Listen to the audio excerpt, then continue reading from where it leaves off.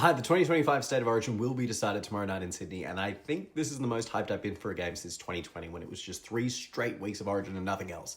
But this is a big game, and I acknowledge that perhaps I am only sharing one perspective, so I've pulled some strings, leveraged my connections to get the New South Wales side of the story. And editor, can you cut in here that tape that we got from that fellow, what's his name, Johns? Origin football's kick. Wrong! Dumb! That guy doesn't get it. We get it, and that's it. It's insane not only how well Origin lends into narratives, but how they're always the same. Queensland are always underdogs, lending from stocks of random players, dealing with injury and illness. Harry Grant's sick right now, but they're able to surmount it with grit and determination, while New South Wales are always at war with themselves. As the series goes longer, they become listless and aimless. They manage to learn and forget how to win, sometimes within the same set. They're all glamour and big names, and like my old boy always said, a champion team will always beat a team of champions. And look at all the champions we got in this thing. This baby's full of shield raisers. I don't want to do any Munster narrative stuff. I think that's a bit too far. He suffered a personal tragedy, and I wish him and his family the best. It's massive that he's even confirmed that he's playing. Instead, I'm watching 3 narratives. Gemat Shibasaki's Phoenician rise from the ashes, Josh Papali'i answering the call for aid in the forward pack, and Nathan Cleary not being able to do it. Now, I've been watching Gemat Shibasaki closely all season. Firstly, for the when is this guy going to give his jersey back to Dean Mariner aspect, then for the hang on, what's this? And now for what is probably verging on cultish devotion. Gemat Shibasaki is ready for Origin. He's ready for his matchup against Stephen Crichton because he already won it in round 8, and he's going to score a try in this game because he's going to hold his line, and when Munster's fended too, and he's going sideways, the pass is on because Gemat is there. We as a state are ready to embrace Shibasaki. There's not a bald chin across the state, and he is going to put the state on his back. Big little Japanese for him, Gemat.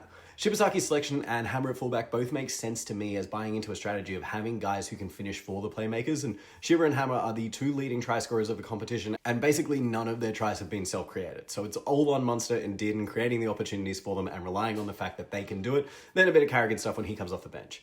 I kind of like that for the Zag. Queensland sees the opportunity to have Walsh, Carrigan, Munster and Dearden all on the field at the same time, and they're like, nah, just 2 of them. Too many cooks spoil the broth. Just make sure they've got guys to pass to instead. Enough of this Ponga running sideways and stunting at the line business. Have Hammer running through the line.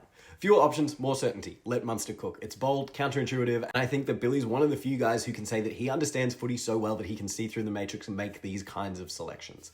Fullbacks play fullbacks and centers play center. After Mo Fonuwake gave the Maroons a whole lot of not much in his 23 minutes in Game 2 and only a touch more in Game 1, it was time to light the beacons from the highest peak at Slater's Thoroughbred Farm, which for narrative purposes is just below Townsville and not on the Mornington Peninsula, and down the east coast through enemy territory until Xavier Savage caught a hint of smoke over Lake Burley Griffin and went running like an Omo Musume.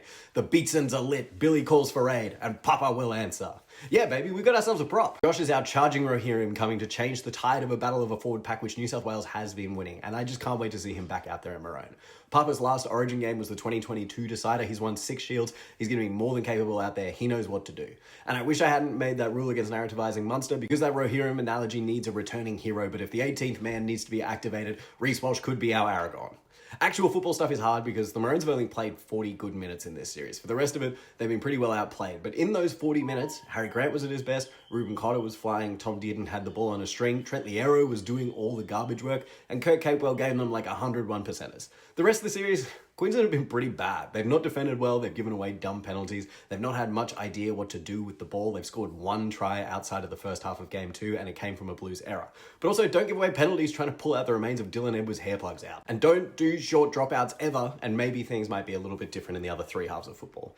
In the few times in this series where the football has been uninterrupted by errors and penalties, which is like 5 minutes, the gap between the teams hasn't been too significant for all of New South Wales' talent.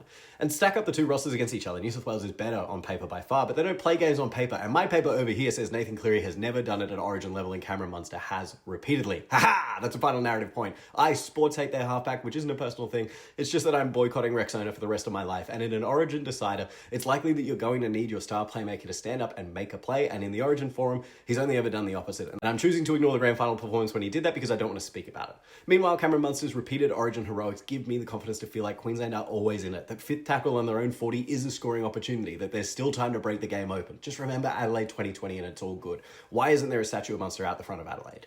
Alternative point, you need your best player to stand up, and that's actually Payne Haas for New South Wales. But they're dealing with injuries to Haas and To'o again. At Monday's training, Haas was restricted to light stretching while To'o was able to run for the first time all camp. And I've seen this story before. Haas could only train for 15 minutes before Game 1 and was man of the match, while To'o is still dealing with that hamstring issue he had before Game 2 where he scored 3 tries. You can't fool me, Laurie Daly. I am familiar with your game. Those guys are going to play and they're going to tear up. Now, Is there a chance that New South Wales just blows Queensland off the park when the Maroons start the game with 10 dumb minutes? Yes. But it's an Origin decider. It's not like any other game. It's far more susceptible to narrative. In fact, it's controlled by narrative.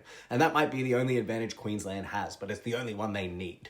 Now, as a reformed degenerate gambler, I might give myself a slight relapse on this game. If you want to go narrative-based, Shibasaki first try scorer, Papali'i anytime, and Munster anytime for a captain's knock, plus Queensland to win gets you 850 to 1, and you can probably see from that why I shouldn't gamble anymore. All right, I'll be back to talk about the game proper when it happens, so make sure you follow along so you don't miss that. Bye!